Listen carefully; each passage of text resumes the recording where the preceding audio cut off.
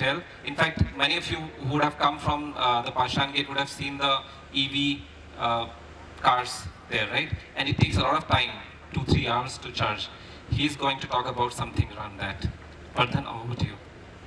Hello. Hi. Hello everyone. So, raise your hands how many are using a mobile phone. Okay, I can see even kids are raising their hands. Nice. So, how long does it take your mobile phone to get charged? 1 hour? 35 minutes? 40 minutes? Right. So, but do you know what takes, 3 to 5 hours to get charged? Exactly, an electric vehicle. But why does electric vehicles are slow drinkers? We build spaceships. We are building artificial intelligence. But can't we charge our electric vehicles faster than our phones? So this question created a zeal in me to work this as my master project. So why can't we charge fast? It's simple. Speed equal to heat and heat equal to danger. Confusing, right? Let me try to simplify it. So imagine this balloon as your battery, and the air which I am going to push in is the energy. So if I try to slow charge, if I try to slowly push in the air,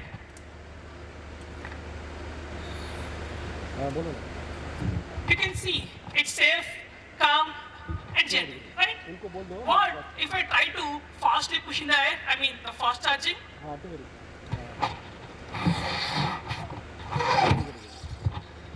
So this is what happens. The balloon can't take it. What if I try to push this further? Boom! It's an explosion. So don't we have a solution for this? Like if you're trying to fast charge our batteries, they might have a chance of explosion. So then what is the solution for this? Then I thought, what's happening exactly inside the battery? So the ions inside the battery are getting too much of angry when we're trying to fast charge it. So because of this, anger, they're creating a lot of pressure. This pressure is creating a lot of heat. And when there is a lot of heat, the fire will come and say, "Mai jhukega nahi." So because of that, this thing is happening. So I thought of a solution. What can we do for this? And why can't we have some person who will be, person in the sense a digital person who will be looking after this? Maybe a bodyguard. But I don't want a normal, lazy bodyguard who will react only once the danger will occur. I want a super cool bodyguard who will react only, before the danger will occur in advance. So I call him the Baijan. So my Baijan is super intelligent. He is well trained. He knows the physics. He knows how the battery moves. He knows how the battery heat is flowing inside the battery. He also knows some chemistry, how the ions, how the ions are going to dance inside the battery. And he is, also trained with lot of charge-discharge cycles and also lot of degradation mechanisms. And finally, he is an advanced machine learning algorithm. So he is well trained. He is well pumped up.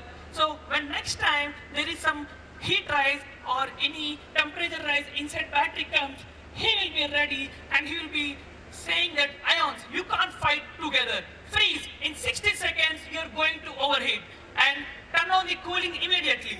So which makes sure the battery to get cool before any danger occurs. So when we have our batteries work in safer range and cooler range, the battery will have lesser degradation, which will increase the life of the battery.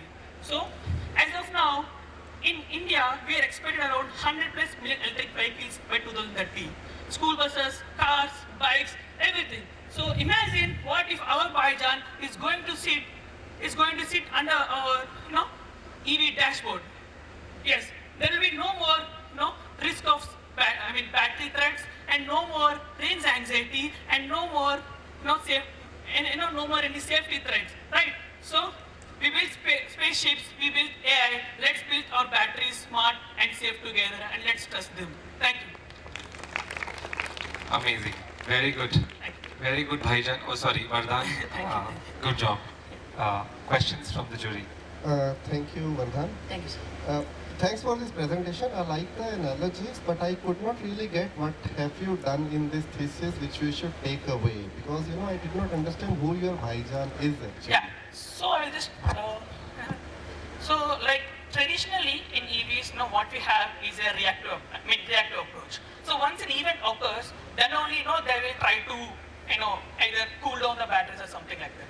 But what we are trying to do is to predict this event before 60 seconds. So we are analyzing how the temperature rise is happening in the batteries, how the heat is moving. So we will get a temperature rise. So we're training this data to the machine learning algorithms. We're trying to predict how fast, where, when and where the temperature is happening. So when there is some issue about to come, we are not waiting until that, because typically batteries, I take example of lithium-ion batteries, they work in the range of 15 to 25 degrees Celsius optimally.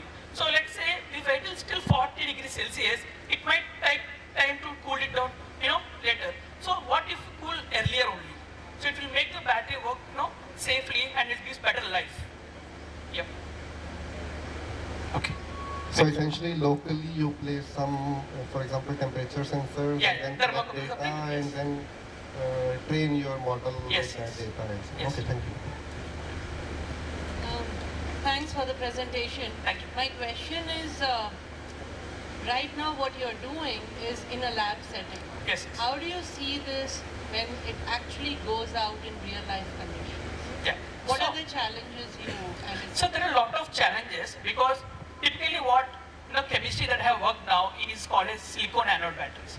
So, but in market there are a lot of different chemistries like sodium ion, and even lithium ion we have different chemistries, right? So when we have different chemistries, how can we make a single product, right? So we have to train a lot of data into it. So we need a supercomputing power for that. So if we can achieve that, definitely it will be going to market and gives the good results. Okay. The junior jury members. So in this system you are talking about, how exactly will the Bhaijan character predict that the battery is heating? Exactly. Good question. So when we see, our Bhaijan is, as I said, super smart, right? So we already are giving our Bhaijan the previous data, right? When the battery is getting heated up initially. So we're giving a lot of huge number of data with that. So with that data, like how you get a lot of knowledge when you study a lot, with this lot of study, he will get lot of knowledge. With that knowledge, he will say, oh, maybe next time there is a temperature rise here. So with that, he will predict it. Okay? Yep. Okay. Any further questions? No, thanks. Okay. Thanks, Vardhan. Thank you. Thanks for your time. Thank you. Thank you so much.